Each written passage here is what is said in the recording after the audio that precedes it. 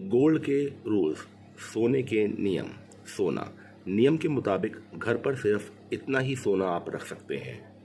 इससे ज़्यादा होगा ना तो आपको हिसाब देना पड़ सकता है।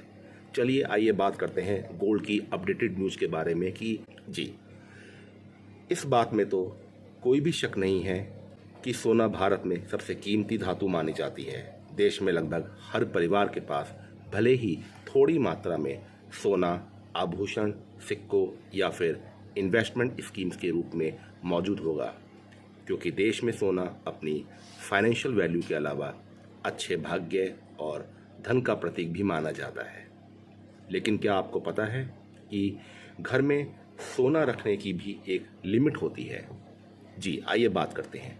Central board of direct taxes CBDT के अनुसार इनकम और छूट प्राप्त करने वाले रेवेन्यू के सोर्सेज जैसे कि एग्रीकल्चर इनकम, कानूनी रूप से विरासत में मिला हुआ पैसा जिसको कि सेटिस्फाई किया जा सकता है, बताया जा सकता है, और घरेलू बचत की उचित मात्रा के साथ की गई सोने की खरीद पर कोई भी टैक्स नहीं लगाया जाएगा। अगर सोने की मात्रा लिमिट के अंदर है, तहत है, तो इनकम टैक्स ऑफिशियल तलाशी अभियान के दौरान आपके घर से सोने के आभूषण नहीं ले जा सकते हैं।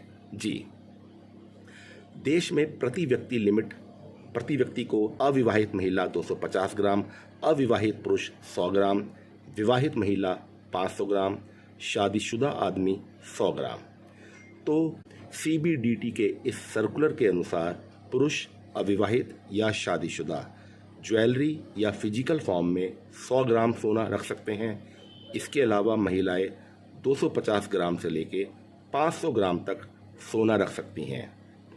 विवाहित महिलाओं के लिए यह लिमिट 500 ग्राम, जबकि अविवाहित महिलाओं के लिए यह लिमिट 250 ग्राम है। अगर आप अपना सोना खरीदने के 3 साल के भीतर बेचते हैं तो सरकार की ओर से उस पर short term capital gain tax भी लगाया जाएगा। इसके अलावा अगर आप 3 साल के बाद सोना बेचते हैं तो आपको long term capital gain tax देना होगा।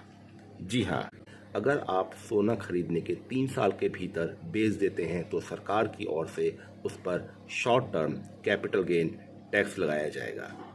इसके अलावा अगर आप 3 साल के बाद सोना बेचते हैं तो आपको long term capital gain tax देना पड़ सकता है। सोने में निवेश, इन्वेस्टमेंट इन द गोल्ड करना एक समझदारी भरा डिसीजन साबित हो सकता है, लेकिन घर में रखने के लिए इस वैल्यूएबल मेटल की सही मात्रा जानना, इसकी जानकारी रखना बहुत ही महत्वपूर्ण है। यह आपकी टैक्स लायबिलिटी को समझाने के लिए और समझने के लिए, साथ साथ किसी भी प्रकार की कानूनी कार्रवाई से बचाने में आपकी मदद करेगा ये वीडियो। धन्यवाद।